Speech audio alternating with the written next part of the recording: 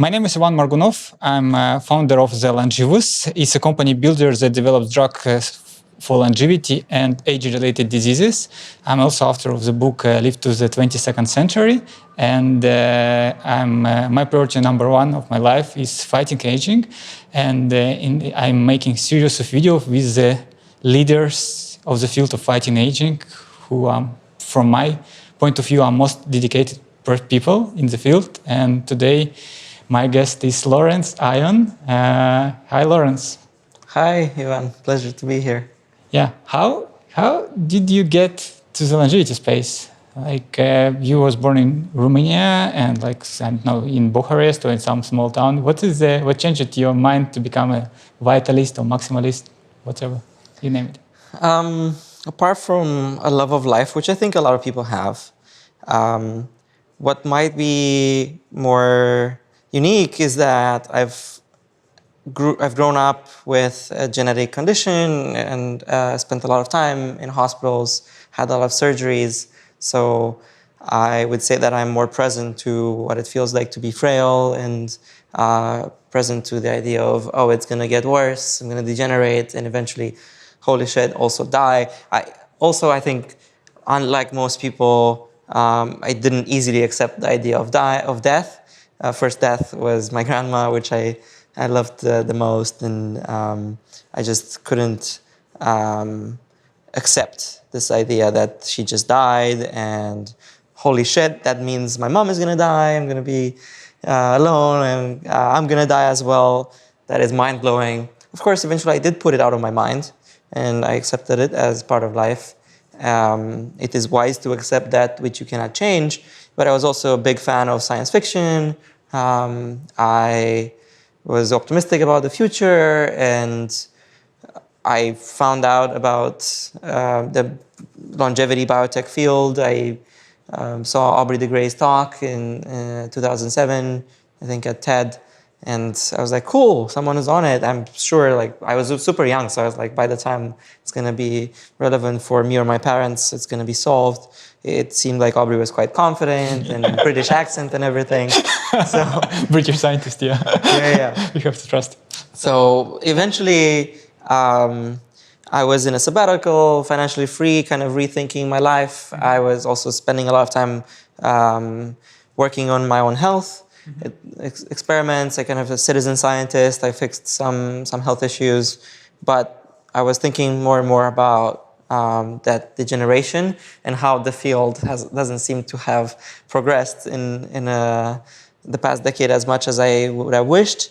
And so it took courage, but I decided to change my career and go into biotech. Initially, I actually wanted to go into AI and create superintelligence and safe AI to solve all the problems, including aging. But then I realized how far away it is, and I still think it's quite far away. It's still most likely that we'll die from aging, not from superintelligent AI, and also that if we don't work on aging biotech to have these drugs that keep us healthy for longer, we might not reach the point where there's a superintelligence, a singularity, and so on. I also worked a bit towards brain-machine interfaces as both a way to have aligned AI and a way to increase our cognitive capabilities to solve aging and any problem like that. But anyway, in the end, vanilla biotech, accelerating progress in aging research and spinning those out into companies that actually create products that address aging as a root cause to all these diseases. That is, I think, still the way to go. So that's why I'm working so hard on this direction. Yeah, cool. Okay, so many points was on your way. It's interesting. Actually, many people name Aubrey talk. Like, I don't know, we should study that. Like, what was there that changed so many people's mind? Maybe weird. Yeah, whatever. Yeah, it's cool. Yeah. So here in Rotan, when we go out from this place, we meet like normal 101 people.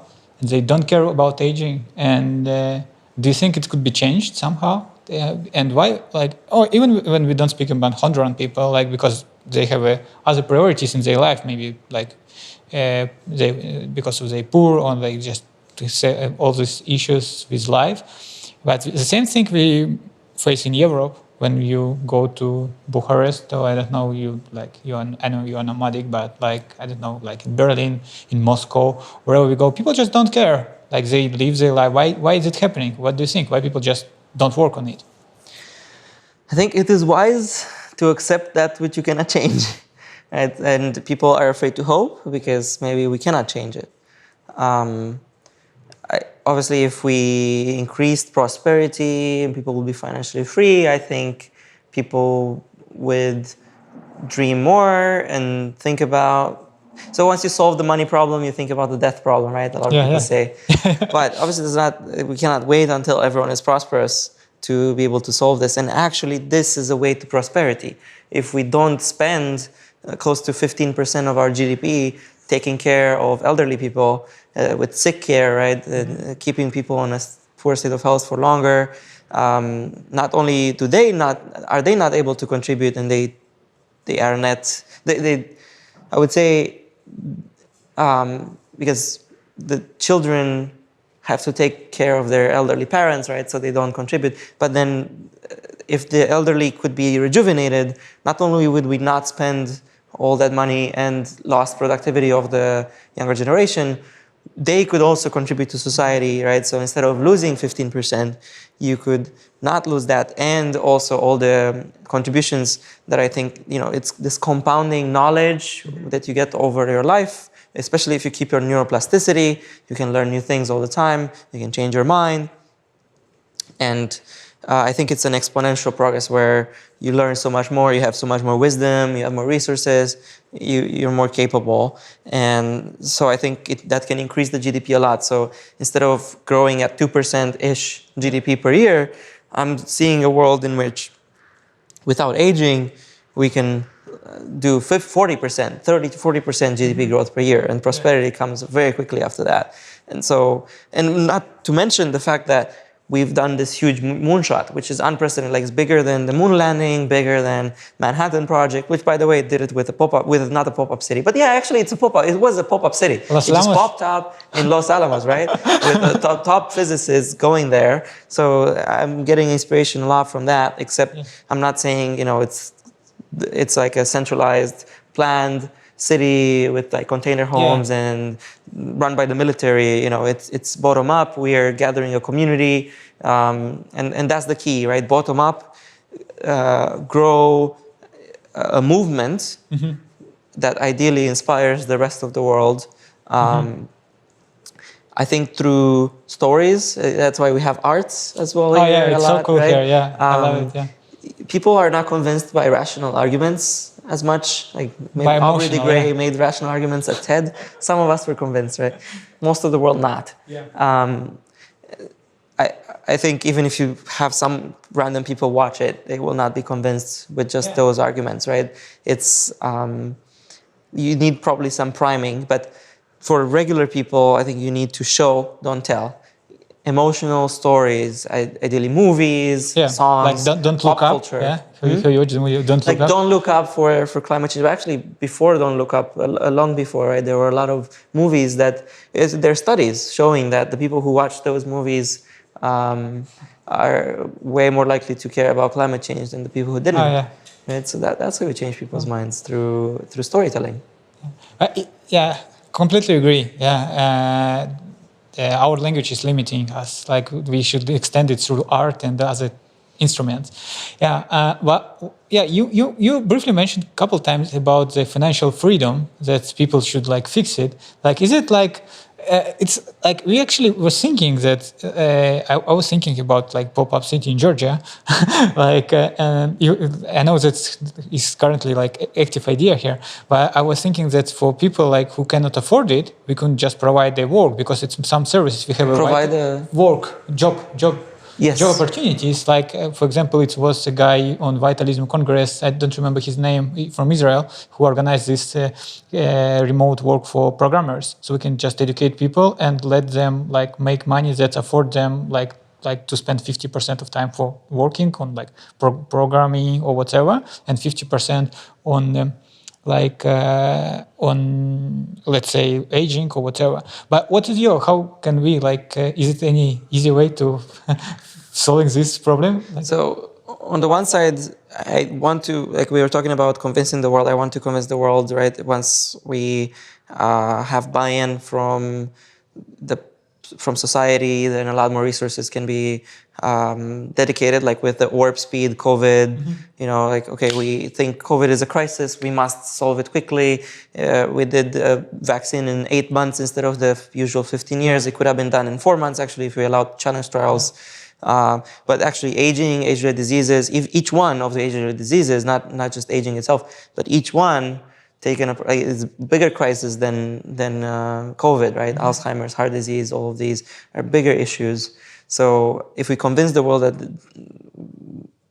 we should spend even more resources than on COVID and also take the red tape away so that we have warp speed, that will be great. But the reason why we're going to places like Prospera and Honduras and Roatan is because we have a sandbox where we can, even with a small number of people, we can have enough people to feel like a city and also get stuff done and show the rest of the world. Well, first of all, we don't need their buy-in, right? We can do trials, advanced treatments here in the sandbox and potentially show the world, hey, these guys are coming up with the most innovative things faster than everyone else and so on. Maybe they can change. But when it comes to prosperity, I would say, obviously, it's people have been trying to increase prosperity in the world for a long time, right? So I wouldn't want to condition work on longevity after everyone is financially free, right? It was just more of a snarky comment that once you solve the money problem, you think about bigger issues. Like when it's normal that when people have to think about what they're going to eat next few days, they're not going to think so much about long term when they're going to be old and so on, like what kind of problems they'll have. People don't really invest for the future much. They don't really save up for retirement. They don't think too much about health insurance or so on. Usually, most countries don't. That's why they have, I think, socialized healthcare and so on. Or maybe if they didn't, they would have thought about a lot more. Like Americans think a lot more about health insurance. But still, I think not enough. It's not innovative enough. But the thing is that with longevity, you can actually make money, right? Instead of the usual, I think I see this in effective altruism where there's a calculation of what's the cost for helping people, saving lives, quality adjusted life years, what's the cost per quality.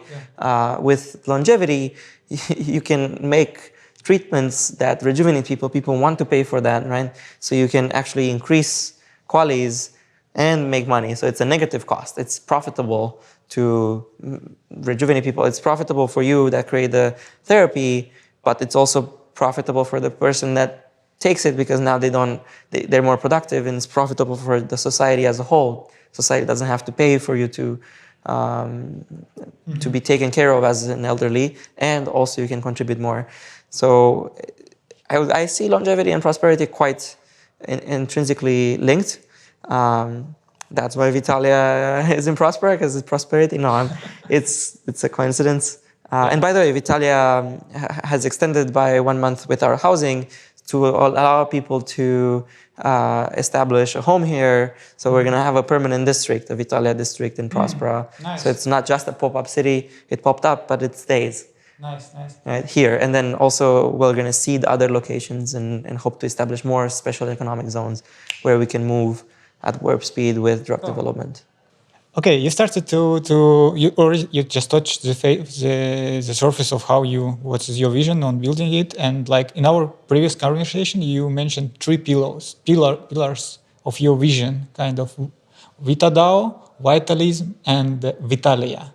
So let's start. Let's start with Vitalia. We are here, and you already started to speak about it. So what is Vitalia?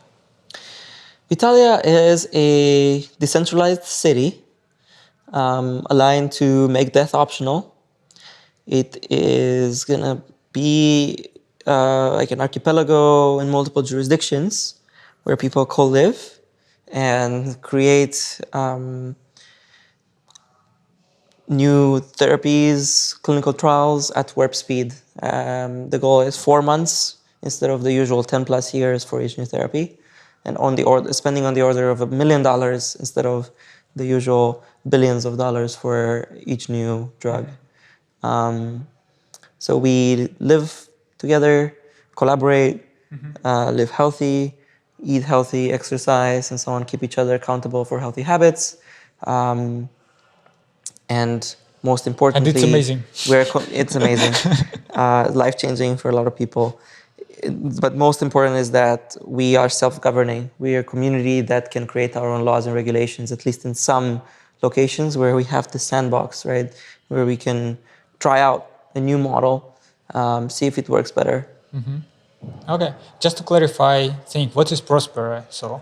Right, so Prospera is a special economic zone, semi-autonomous zone, a special jurisdiction in Honduras, in the island of Roatan. Quite important that it's on Roatan, which is off the coast of Honduras, which has its own unique culture and history. And it allows for medical freedom with a lot fewer regulatory barriers. Instead of having this monopolistic, paternalistic approach to regulations, where if it doesn't go through the FDA, you're not allowed to take it. No, you have freedom to do whatever you want with your own body, and there's insurance that ensures that it's safe, because there's liability for any company that creates something and gives it to people. The people might suffer, might get hurt, right? Might die. So then the company could get sued. So you need insurance, and then the insurance then can check. You've covered this checklist. You've done the safety trials, as safe or even safer than it is today through the FDA. More efficient though, because you have multiple insurance companies that compete to make sure that it's safer, more efficient, faster, cheaper, and so on, and more effective in its checks and balances. Then you can maybe check more boxes. You lower your premiums, right? So as a company, you can say, look, I don't want to take too long. It's better to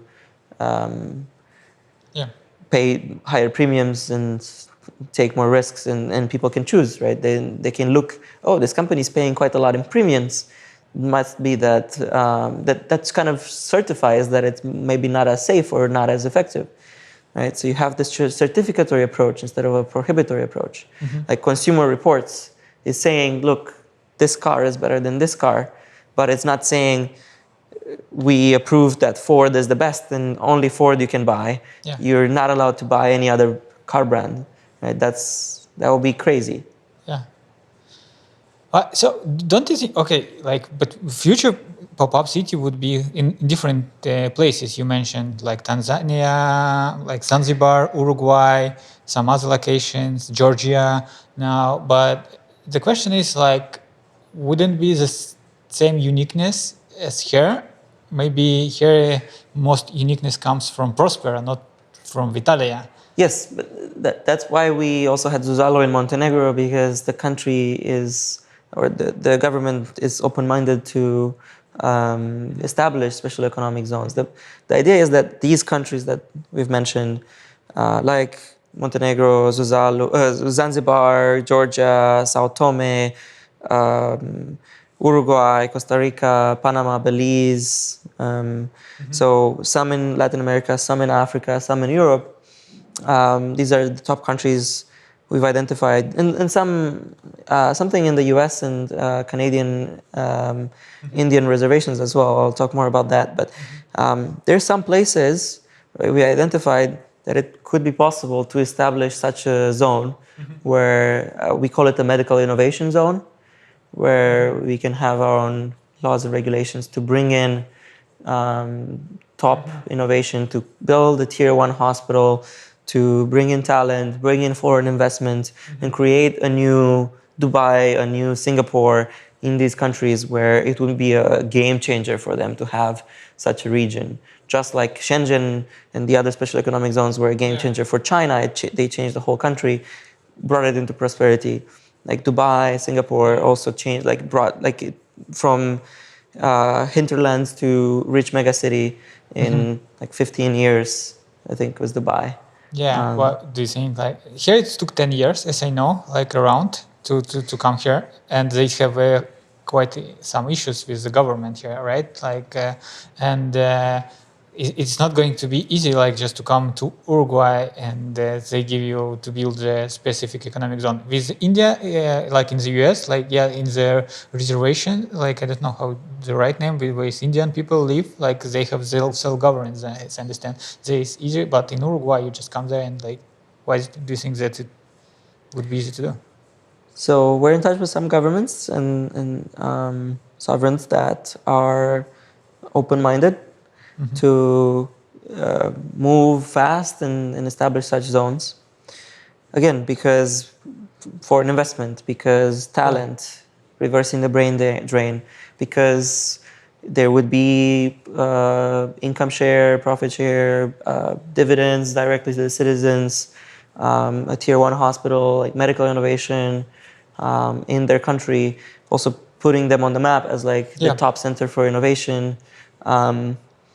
So there are a lot of benefits, but you need stability because the government can change. The government changed in Honduras, right? And the new government doesn't like Prospera and doesn't like these ZEDEs in general, zones for economic development and employment, ZEDE, which are the special economic zones here in Honduras.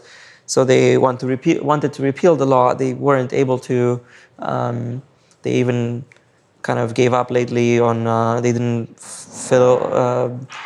They didn't submit by the deadline for repealing these laws. But even if they would repeal, they would only repeal the law that allows the creation of new zones. There is legal stability for a zone that is already existing, like Prospera. That there's a 50-year agreement enforced with international treaties, right? So. The best way, I think, is to keep the government happy, the locals happy, they collaborate, bringing all this investment and so on. And of course, change the laws, the constitution, or have the contract that is enforced internationally and so on. And you just keep adding layers of stability. And Prospera has shown, that's actually pretty cool because the government has tried for 2 years and didn't do anything.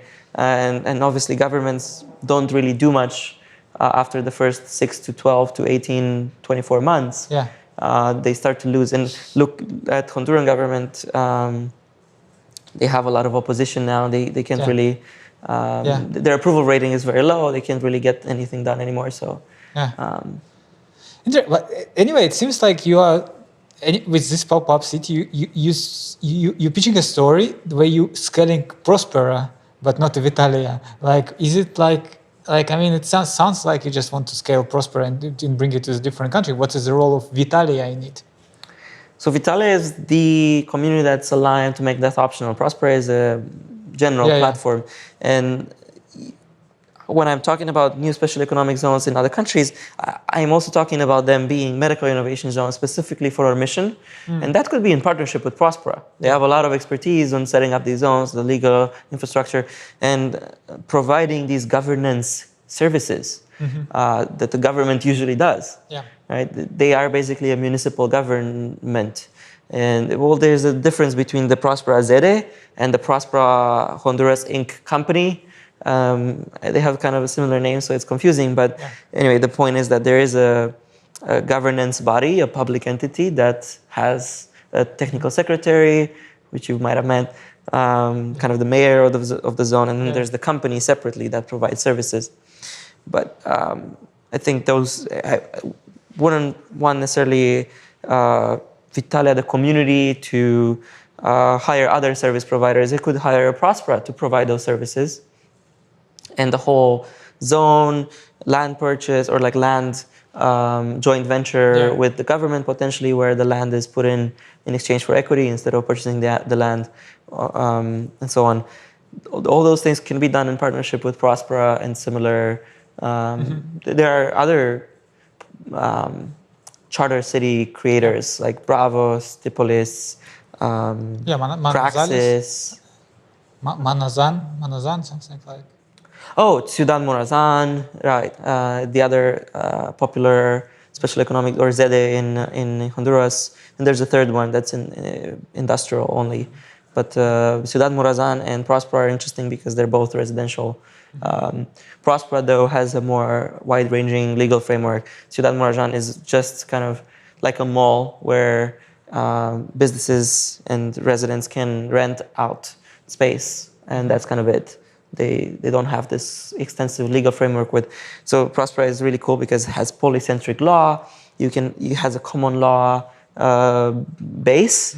So anything that's within common law can be done with liability directly without corporate veil. But if you want that liability protection, then you elect for some regulations, either Honduran regulation or any of the top 20 or so OECD countries, or you propose your own, and a council of top judges and so on may approve it, and then you follow those regulations. And again, the insurance makes sure that you follow the regulations. Okay, yeah, but for me, the main thing for this zone is this follistatin gene therapy that happened here. And it was like the first ever in history when someone tried to improve a healthy human. And it was like revolutionary event like from the last year. And it's like, I think it's like, I thought, wow, we can really accelerate it. It's so cool. Yeah, an advanced medical therapy on a healthy human, gene therapy, right? On a healthy human, which was never done before. To improve him. People try to improve with nootropics and supplements all the time, but this is advanced therapy, right? Yeah. In clinical way, like still it's like was a clinical trial and like in the clinic and everything with the doctor, not in garage. Like, with GARM Clinic, which is run by the ex-head physician of the U.S. Olympic Committee, so very high reputation. You know, they have their own IRB internally and everything above board.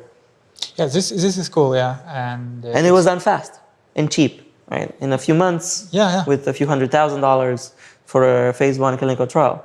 Amazing. And then after phase 1, after it shows it's safe, they're selling it for $25K a pop. But I think obviously there are discounts, and over time, obviously they would go lower in price as they scale, and they have a huge waiting list now. Probably like 1,000 people will have this gene therapy soon. They've had a few hundred already. And I know there are more than 300. But there's a huge wait list. So it's and they're making more, right? Follistatin was the first, but they're making clotho and all kind, and like a skin treatment. I don't even much. Maybe I shouldn't say too much. I'm also getting to this race, like I'm starting the company with first therapy here, and like it's my calculations that we could bring here like first therapies. I understand now, like in a few months, just like start giving it to people. Amazing! I'm excited for you to be the second. For hair improvement. So you should talk to HairDAO.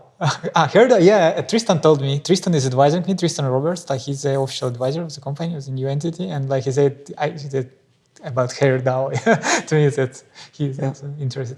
So now today is 13th of February 13, so it's kind of middle of the way of Vitalia. Like what is your I don't know, what's your you count as a personal achievement already? What is your that's already have done that you inspired by, and what has your still, let's say, accomplished goals or unexpected things happened already? And the goals that you still have until the end of the event? I mean, I don't know. I was excited, but I don't think I expected loving it so much. I don't want to live anywhere else. Even San Francisco is a lot of like-minded people, a lot of amazing people, but it's not the density. It doesn't feel the same. It's amazing to just walk around and have an awesome conversation with just anyone, which doesn't happen anywhere, I would say. Sure.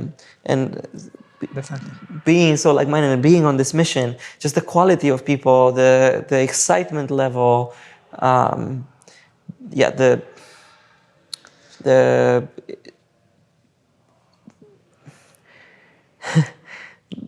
I wouldn't say necessarily the number of companies. I know there were a lot of submissions in the investment program, and because we're kind of venture studio, accelerator, incubator kind of thing, right?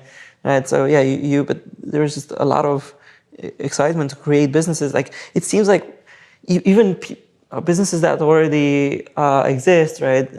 Giro is here, right? Yeah. They're like, oh, we can do this and that and have an unfair advantage to do trials faster and so on.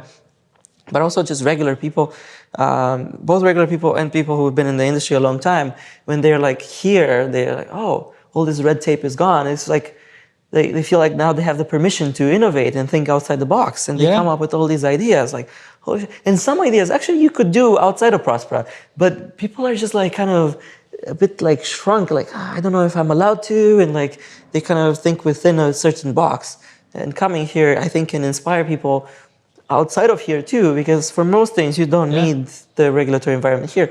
What's most important is this medical freedom, being able to do clinical trials at warp speed without necessarily having the whole world convinced and pushing the FDA to remove bottlenecks, right? For anything, just bottlenecks should be only there when they're needed, and most of the time they're not needed. So like during this 1.5 months, I understood that I never had to explain to anyone why longevity. I never heard any arguments against when I'm saying that I'm working on longevity. No one ever so everyone is aligned. Another thing that I realized once that I haven't seen someone smoking a cigarette already for 2 months. It's so weird. Like I just realized that I haven't seen anyone smoking even one cigarette. Like it's incredible. Yeah. Like I mean, I'm bad at keeping healthy habits. I'm inspired by seeing other people wake up with the sunrise, like island life. Just leaving my my window covers open, right, and just waking up with the sun. Meditation. I'm really bad at exercising. I tend to kind of work on my laptop a lot and just keep that. But if I see other people exercising over there, I'm like, it inspires or just even stretching, I'm like, okay, I can close the laptop a bit and be more in my body. And then because there are classes and because other people are fit and they eat healthy, I also want to exercise and eat healthy and so on. So I'm inspired and I join others. So keeping each other accountable helps a lot. It's the easiest place in the world to live at optimal health. Yeah, and I think the environment is the most important thing for healthy habits, because environment what defines person whom the person becomes. Yeah, cool. Okay, let's go to the second pillar. What is VitaDAO? Right, so maybe we should have started with this because it was first, right? Yeah, sure. It's fine because so VitaDAO, it funds early stage aging research and brings it over that valley of death from academia to something that can be spun out into a company, a longevity biotech company. It acts in a way like a venture studio company builder, like the Cambrian in aging is like the most well-known, right? Apollo Health Ventures is a VC that also builds companies. Longaevus Technologies. It's just that VitaDAO is, and Longaevus, right? Okay. So VitaDAO tries to fund a lot of things. Though it's scalable. Anyone can participate. It's a DAO. It's a community that instead of just debating and so on, it has a bank account, basically a treasury, and it governs that treasury with a token called Vita that anyone can purchase or earn. So anyone can contribute capital or contribute skills, resources, and so on. As a collective, I'm thinking as the world wakes up more and more, there shouldn't be all these barriers about who can get a job at a VC fund or who can put money into a VC fund or a startup, right? Only accredited investors and so on. No, this is a community. Anyone can join. We fund a lot of things, especially early stage, risky things that VCs normally wouldn't fund. Bring those brilliant researchers from just doing papers, help them actually create a product, create IP that can be spun out into companies. And then usually I say, okay, once there's some IP, there's some in vivo data, in lab animals basically, how about we take the mantle with Vitalia with a in-person, because you can't have online medicine. If you're just an online community, you still need to do real medicine on real people, right? So you have the usual regulations. So that's why Vitalia, right, taking the mantle and we're a community of self-experimenters, biohackers, longevity enthusiasts, and we're willing to try therapies much faster than the usual method, right? So Vitalia kind of built on top of VitaDAO. Can you say something? it takes the mantle, yeah, and there are a lot of synergies, right? Yeah. Well, like as I know, like VitaDAO, like the last funding was like around 4 million something, like so it's like close to 10 million maybe total. How can you we're like 10 over 10 million? I don't remember. It's like 12 or yeah. It's just you know, it's like sometimes it's a seed round in biotech. Like how can you make difference with it? Yeah, so it's about proving the model a lot and funding some. We funded over 20 projects. Nice. Shown that we can deploy capital in a scalable manner, in an efficient manner, funds and incubate and spin out projects faster, better projects, and so on. And it's not about the amount of funding that was raised so far. It's the fact that we have over $200 million market cap, or fully diluted valuation. Yeah, fully diluted valuation. It's the fact that as more people can join, both with their skills and with capital, this can grow and grow and grow, and be an uncancelable way of coordinating people towards this common goal. Much more scalable than a regular company. Much more, I would say, not as many barriers to contribution, right? You don't need an interview, you just have bounties, you can contribute. Super part-time, you find the project, you can, you hear about a project, you can refer it to VitaDAO. Yeah. That's why so many people invited me to VitaDAO. Like, I don't know, like around 5 or 7 people invited me, hey, come and apply and everything else.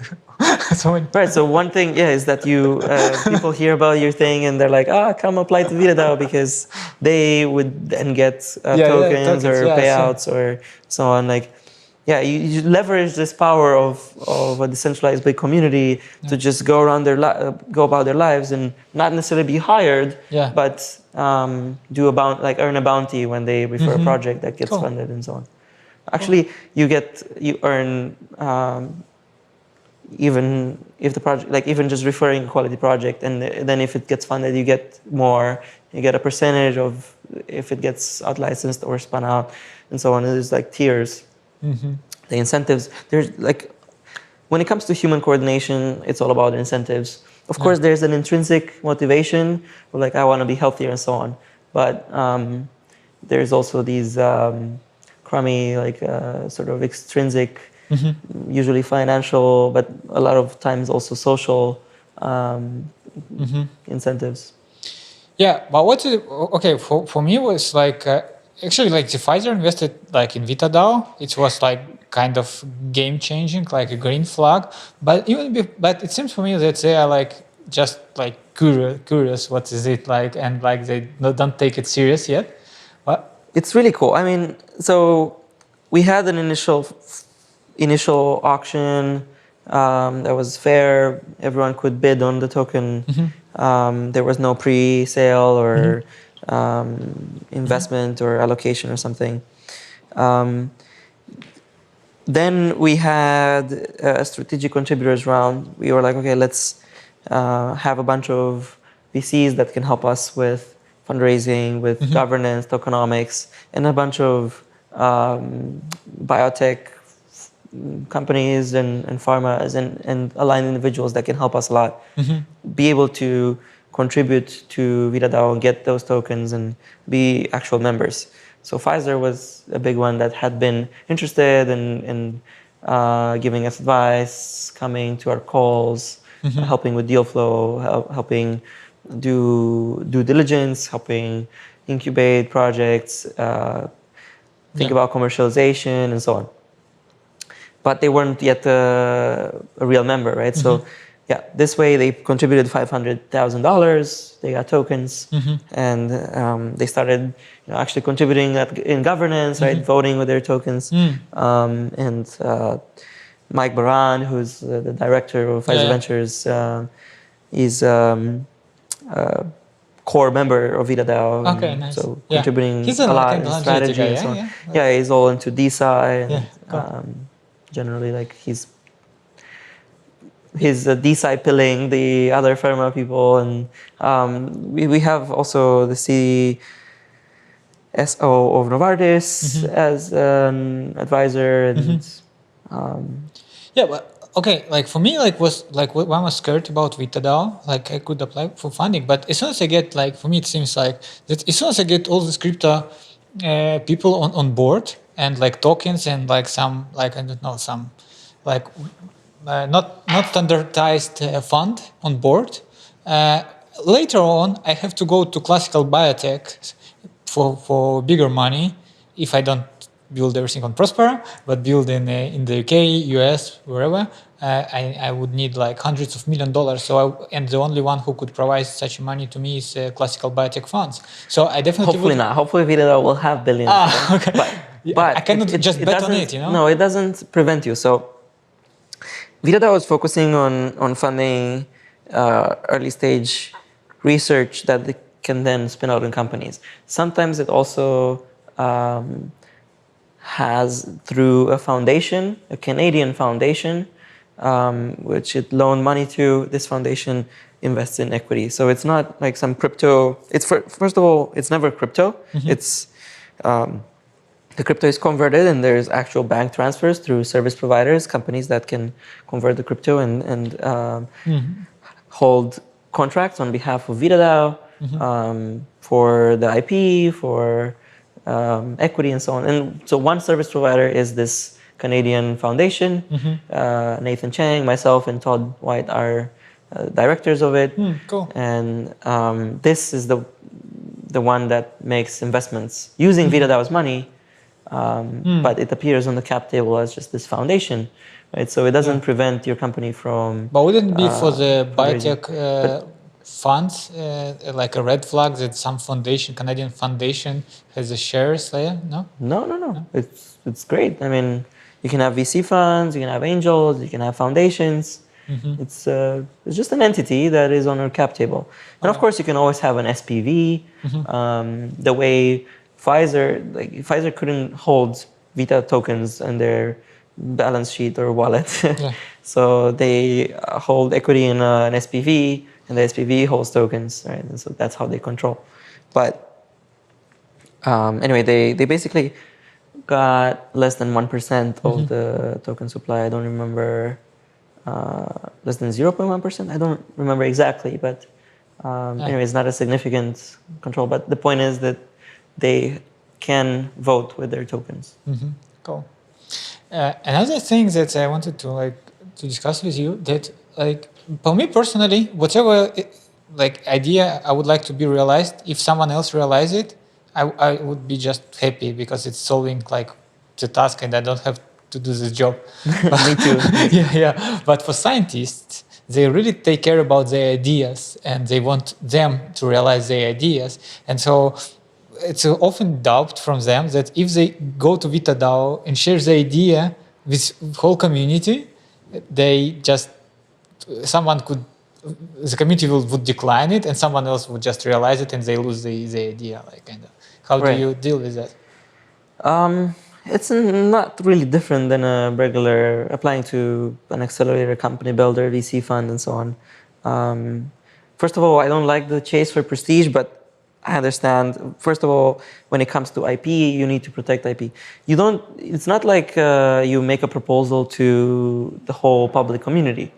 The community empowers a working group, the deal flow working group to do evaluation. And the working group has some experts, senior reviewers that review these, and you can submit an application that gets reviewed with just non-confidential information, and then if the reviewers want to see confidential information, then they sign an NDA, and just like they would for a VC fund, like the evaluation board of a VC fund that sometimes uses external reviewers too. So it's no different. You don't publish confidential information to everyone. The vote is to ratify. Like, it can say, look, the senior reviewers scored it this way. They saw some pros and cons, or like highlights and some risks. And they don't have to mention anything confidential. Right? And they could also just say, we think this company is amazing. We can't say anything about it. Do you trust us or not? And the community can say, yeah, we trust you because we selected you as the experts. They do, And of course the community, like most token holders and just like most shareholders of Apple or Tesla or so on, right? They don't look at all the details. They just trust. That's why you're the representatives, the executives, right? Like trusted to do your job, right? So the VitaDAO community trusts the experts to review the details, and it's more like a check on power, right? They can replace reviewers, they can replace working group members, and so on. Cool. You changed my mind for VitaDAO. I should apply probably. Yeah, I don't even know like how this misconception appeared, and it probably is hard to fix because it's this community, blah blah. But maybe we could fix it by saying on the website that like apply to like privately to a group of experts, like confidential, like I will keep confidentiality or something. Yeah, or there's confidential options if you like or something like that. That is possible. You can choose it. Yeah. This could be, by the way, your contribution to VitaDAO. Help us clarify things, communicate better. Cool. Help us, like we need in VitaDAO and Vitalia and Vitalism, we need all kinds of help, right? With marketing, with programming, with not just biologists or scientists, right? Legal, insurance, math, all kinds of things. We're building amazing projects. Okay, Vitalism. What is Vitalism? Vitalism is a philosophical movement against biological aging and death. And it kind of captures this namespace that is specific. Instead of just saying longevity, which for some people it means some supplements, or anti-aging, which means like creams that don't work, or health span, like okay, we can live healthy or just increase the healthy life a little bit, but still decline. Like there's just different science you do for radical life extension, which you really kind of conquer aging, potentially stop aging, reverse aging, versus just slowing down aging and living a little bit longer, but still declining and dying. So Vitalism captures this namespace of what it is. Life is good, death is bad. We should conquer aging. Well, why? Like, I mean, what differs it from other organizations? Let's say, I don't know, like, what do we have? Like Open Longevity, or like Transhumanistic Party of the like. It was in the United States. Like, what is the difference? It kind of combines aspects of both. So, but it also has this namespace. So it's important that it can protect the idea of vitalism versus nobody can protect what longevity means to people. But being a vitalist is a specific thing. There's a vitalist declaration. You can go on vitalism.io and sign the declaration, please. Read the white paper. The philosophy really makes sense. And I highly recommend also the book, The Case Against Death by Patrick Linden. Which also kind of takes a look at all the other philosophers that have been usually coping with the idea that death is somehow always ending up as a it's fine, we should accept it because it is wise. So Patrick Linden is a philosopher, NYU professor of philosophy, right? And he's kind of he's demolished all the other philosophers saying death is somehow a blessing in disguise. No, it's not. And of course, we can only say that when we know that we can conquer it. Like we are within reach. So Vitalism takes some pieces of open longevity and similar movements of kind of grassroots philosophy, movement, and so on. It takes some aspects of transhumanist party, like having some political power, lobbying, and so on. And it also has some aspects of Vitalia, like actually going in person physically to have impact in a jurisdiction. It's just that Vitalism focuses more on existing jurisdictions where you can, a lot of vitalists can move and have influence over the local elections, how much budget goes to aging research, how much budget goes to education for like how you do education, right? How you can teach people about aging biology early on, or tax incentives for longevity biotech companies to move there, creating like a Mecca, Silicon Valley of longevity, and so on. And Rhode Island is like the top candidate there, and the small Swiss canton as well, and so on. Are you vitalist? Yes, I'm a vitalist. Congratulations. Yeah, and but is Vitalia is a vitalist city? Vitalist Yes, make that optional, of course. Yeah. Okay. So, well, like, for me personally, it doesn't seem that people like aware of vitalism here. Probably it would change when Adam come like in a week or so. Why people here, like when I meet some people here, ask them like, do you know what is vitalism? And they say no, and I usually cannot explain this, you know, I need elevator pitch, and like I cannot, like I say, it's philosophical movement, but I cannot like, and it says them go check website, and you know, like it's like I know that it's important, but I say like subscribe just to support and everything we have to like unite, but I cannot like explain it. And first of all, why do you think people here don't know about vitalism, like most of whom I speak with, and like how we can change it, like, and how can we onboard them to vitalism? What is the like customer journey to get involved in, like how Adam says, mobilized vitalist? Well, it's new. It's not too widely promoted yet. It's in early stages. The whole Vitalism working group kind of structure has been started quite recently. Building product, this subscription, right? So you're not just donating as a membership to some foundation that you like. You get some benefits. You have discounts to supplements or longevity physicians in so many countries and so on. There's perks. So that's a product in and of itself. And they've been the working group working on that product has been improving it and kind of getting ready to spread more widely. When it comes to vitalism in Vitalia, I'm looking forward for Adam to spread it more widely. It's just, I think, hard for people to have too much nomenclature and so on. We talk about making death optional, we talk about accelerating clinical trials, warp speed, and so on. But it's not vitalism project, right? It's like just have similar. It's a kind of vitalism style project, but it's not like how. It wasn't really too intentional to have VitaDAO, Vitalia, and Vitalism. I really like the word vitality. Or you just like Vitalik Buterin. I like him very much. We're quite aligned, but no, it's unrelated to his name, guys. So it's like it's a project in style of vitalism, but it's not like a part. It's still not a. It's like a separate. It's very synergistic, very much friendly and coordinating and collaborating. Right, I'm also on the Vitalism white paper there. I'm friends with Adam, Nathan, who are the two big leaders of Vitalism.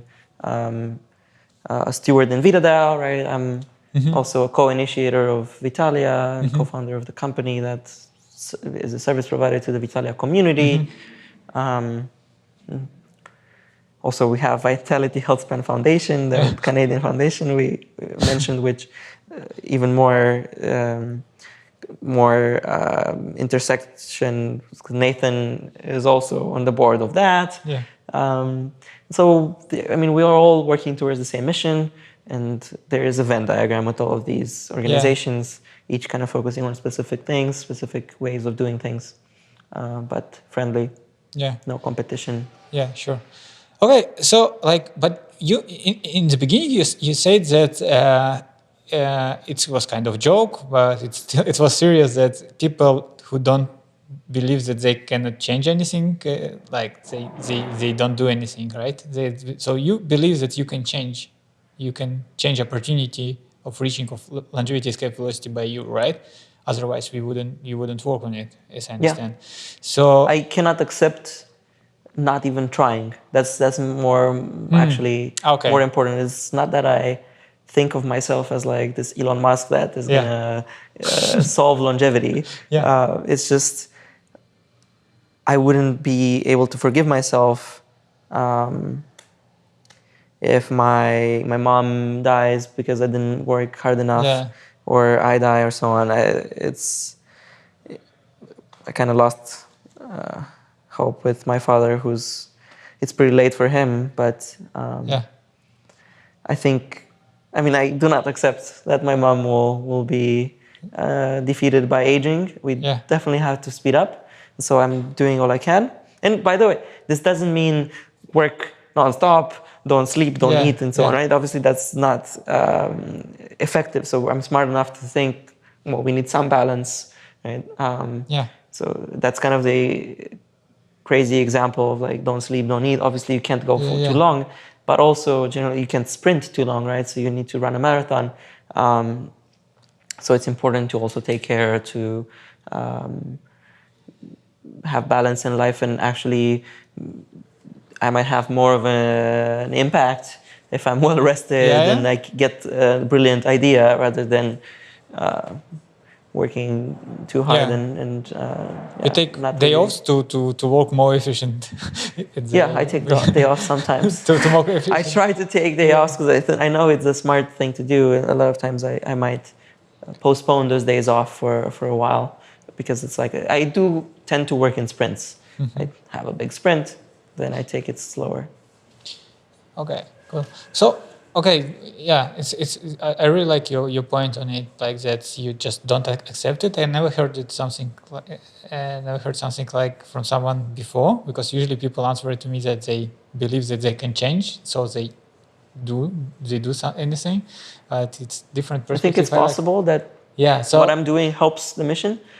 I also sometimes worry, what if it's gonna take hurt the mission, right? But most likely it will help. But could you just go for your imagination or I don't know, your strategic vision, like from today when you have all this Vitalism, Vitalia, VitaDAO, and your work, you keep working during next 20 years or 30 years, where would it go? Like, how could you just describe a scenario? Like, let's imagine we are already in 2045 and you telling me the story how you came from 2024 to this 2045. But I understand that it could be just a story, but could you just give me example of the story? Well, I will have to insert another project, JellyFish DAO. What? JellyFish DAO? JellyFish DAO, which I've also started, which is kind of like VitaDAO, but for movies. So funding movies that show stories in a positive light about longevity, like we talked about at the beginning. You change people's minds through stories. So I see that as something so JellyFish DAO, that can change a lot of people's minds, inspire people, what it will be like to live in an ageless world. One of the projects within JellyFish DAO is called Ageless. It's a documentary. My sister is also part of it. She's making another movie, a drama. Tim Maupin is doing the feature film of Last Generation to Die. He made a short film, Last Generation to Die. You should Google it. It's really, really good short film. So making the feature film for that, and a bunch of such projects. So as more of the world is inspired, more of the world can subscribe to the philosophy of vitalism, can find out about these things, right? More of the world can contribute capital or skills and time to VitaDAO and Vitalia, and move to Vitalia, live together, coordinate better, gain more social capital by living together. I know Misha Batin always talks about social capital. Yeah. I agree. So I see Vitalia, actually generally, I see this big funnel of people who hear about these ideas, maybe get inspired from this Hollywood movie that millions of people watch, right? The drama, and they're like, oh, we could live in a, like, and then you kind of, the first 20 minutes of a movie are kind of the setup, and you might take it for granted that there's a world in which people live healthy without aging, and that's cool. And then others drama can happen. Maybe people try to bring aging back, or with a virus, terrorists, or whatever. But the point is, the movie kind of shows actually, and it goes through these ideas. Like the protagonist, you usually put yourself in the shoes of the protagonist, and you're going through like, I thought it would be bad because of overpopulation or all these things, and you kind of discovered how actually this is much worse. That the terrorists are coming and trying to bring aging, and that will be such a huge issue. The Fable of the Dragon Tyrant, I highly recommend. It's kind of on the same idea. Aging wasn't the thing. People are healthy, and then the dragon comes, and obviously people are like, fuck the dragon. We don't like the dragon, that it's eating people or like making people suffer, torturing them before eating them, right? The dragon is aging. So more people can find out about these ideas. Then some of those might be convinced, and followers, and more and more convinced, starting to contribute, maybe retweeting things and so on. Then some of those might become token holders for VitaDAO or Vitalia or so on. Some of those might become working group members, actually contribute more work. Some might come to IRL meetups in their cities, start coordinating more, meeting more people that are like-minded, and potentially starting companies together and so on, applying to VitaDAO and all these things. Then some of those might come to a members club in their city where you can, like a mini Vitalia, right? Where you can co-work, you can eat healthy food, easily available, you can work out and so on. You can even have a co-living space. Some people might choose to live upstairs, right? In the co-living space. And you have a bunch of these. You have a neighborhood or a cul-de-sac where it's like a healthy neighborhood. You might influence the local elections, right? So that's how, through the whole vitalism idea. Some people might move to, or just visit a pop-up city in these special economic zones, like travel to Roatan or Montenegro or whatever, to the frontier. And some might actually end up staying there for the 2 months, 3 months, 6 months, whatever. Some might actually move to such a location, right? Participate in advanced clinical trials. Some might actually start businesses, right? And so on. So it's all kind of a funnel, and the more we increase the beginning of the funnel, the more we can coordinate the true workers and believers, right? So in 2045, I see this vision of the world being on board with this mission, already having 1,000+ products that rejuvenate us, that are created profitably, right?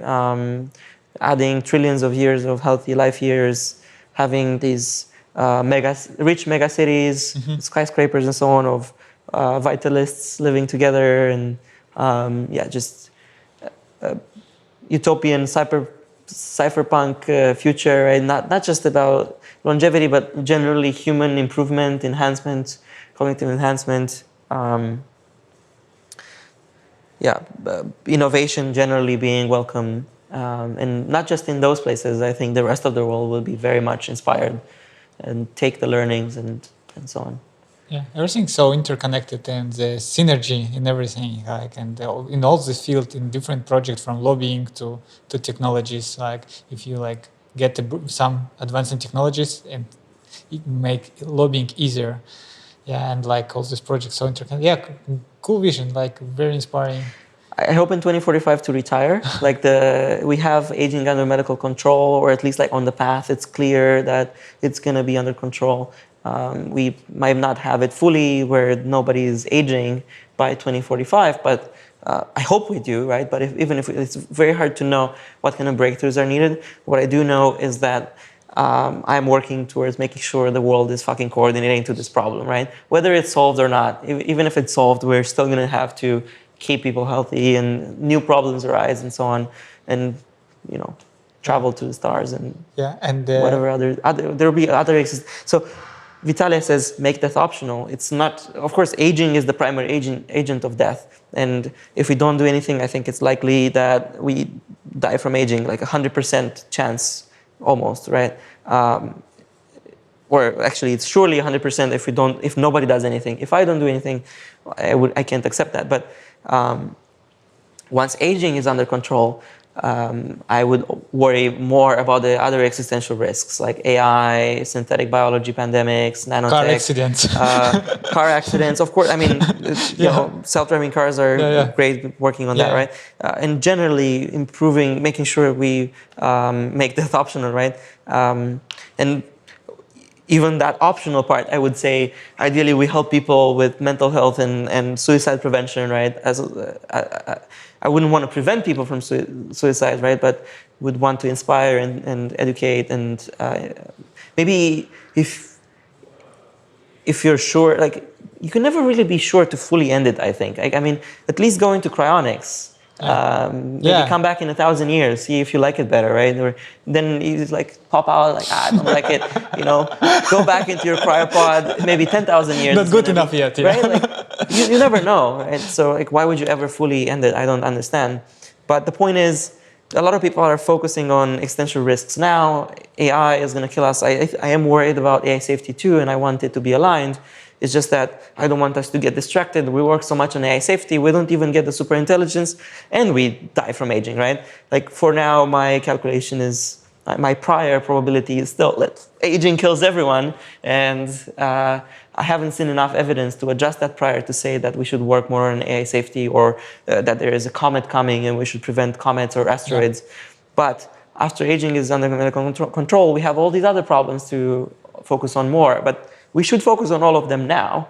It's just that 1% of GDP at least, I like Vitalism saying this, 1% of GDP towards aging, maybe another 1% for AI safety, or some of the existential risks with some kind of allocation there. So it's not a zero sum. Yeah, cool.